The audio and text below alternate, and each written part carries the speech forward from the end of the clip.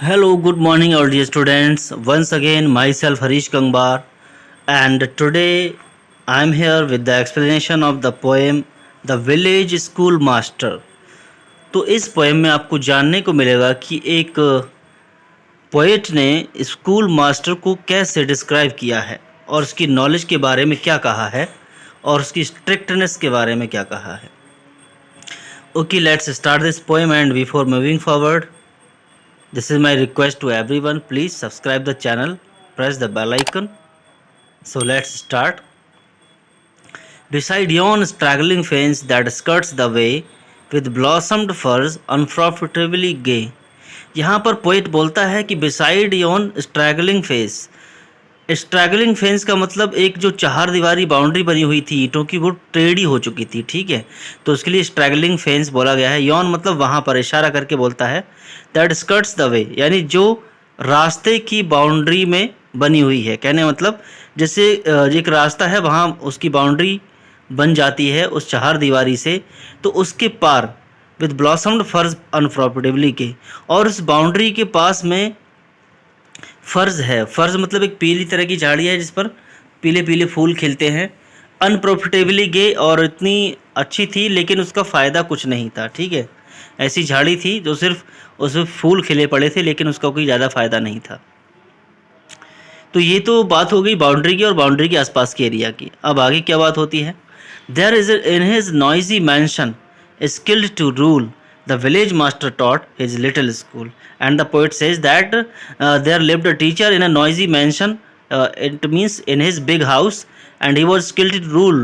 Skilled to rule means कि वो जानता था कि बच्चों के ऊपर कैसे टीचिंग कंट्रोल करना है, और वहाँ पर वो अपने छोटे से स्कूल को पढ़ाता था. इट मीन्स बच्चों को पढ़ाता था. A man severe he was and stern to view. I knew him well and every truant knew. आगे पोइट ने क्या कहा है. A man severe he was, it means the teacher was very severe, बहुत हार्ड था, strict था. And stern to view, और उसको देखना भी बहुत stern था, मतलब उसके आँखों में बहुत कठोरता थी, स्ट्रिक्ट था. I knew him well and every truant knew, यानी मैं उसे अच्छे से जानता था, हर एक truant यानी जो स्टूडेंट था बहुत अच्छे से जानते थे. Well had the boarding travelers learned to trace the day's disasters in his morning face.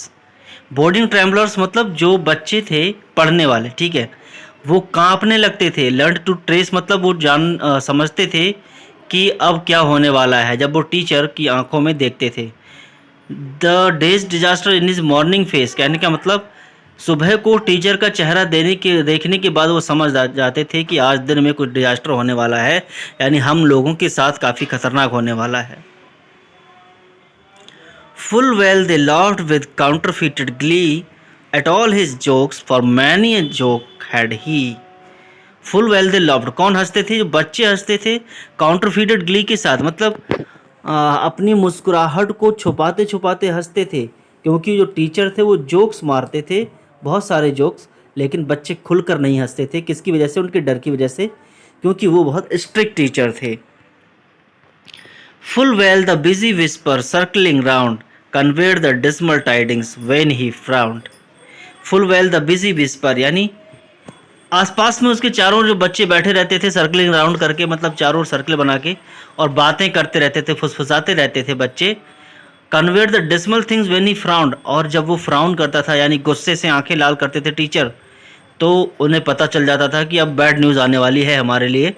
Dismal tidings मतलब बैड न्यूज़ आने वाली है. Yet he was kind, or if severe he not.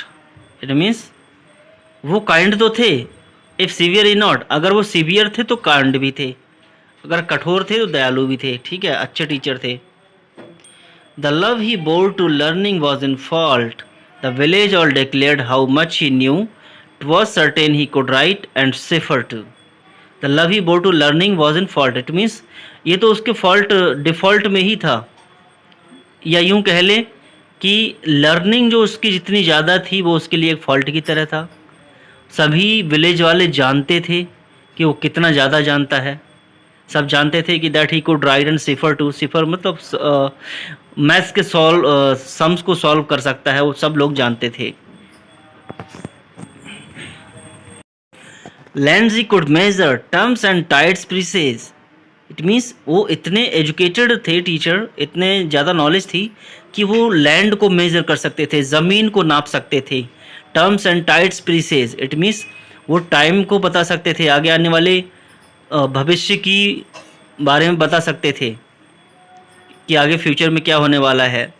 And even the story ran that he could gauge, और ये भी story लोगों में चल रही थी कि वो गेज भी कर सकते हैं। कहने का मतलब किसी भी चीज़ को मेजर कर सकते हैं, नाप सकते हैं। In arguing too the person owned his skill for even though vanquished he could argue still. It means parson मतलब टीचर के लिए ही बोला गया है कि आर्गूमेंट में भी उतने ज़्यादा थे कि बहुत ज़्यादा बहस कर लेते थे और उन्हें इस बारे में स्किल थी। ओन द हिज स्किल कहने का मतलब बहुत ज़्यादा काबिल थे। फॉर इवन दो वैंक्विश्ड यानी भले ही वो वैंक्विश हो जाएं, वैंक्विश मीन्स डिफीटेड, भले ही उनकी हार हो जाए, ही कुड आर्ग्यू स्टिल, फिर भी वो बहस करते रहते थे।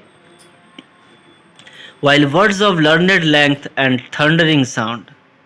वर्ड्स ऑफ लर्नेड लेंथ मतलब बहुत ज़्यादा एजुकेशन वाले वर्ड्स का यूज करते थे। थंडरिंग साउंड, और ज़ोर ज़ोर से बोलते थे लोगों के सामने।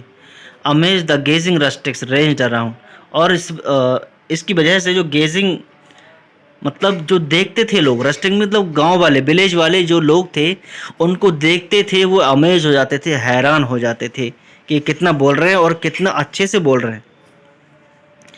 And still they gazed, and still the wonder grew that one small head could carry all he knew. और वो लोग इतने हैरान हो जाते थे गांव वाले टीचर की बातों को सुन के, और देखते रहते थे, और वंडर बहुत ज़्यादा उनको होने लगता था कि एक इनकी छोटी सी खोपड़ी में कितनी सारी नॉलेज है, यानी एक छोटे से हेड में कितनी बड़ी नॉलेज भरी हुई है। तो ये है एक स्कूल मास्टर के बारे में पोएम जो लिखी है ओलिवर गोल्डस्मिथ ने। And Oliver Goldsmith is a very famous poet, बहुत ही फेमस पोएट हैं। तो आई होप आपको ये पोएम बहुत अच्छी लगी होगी। कमेंट में ज़रूर बताइएगा, वीडियो को लाइक करिए। Thanks for watching.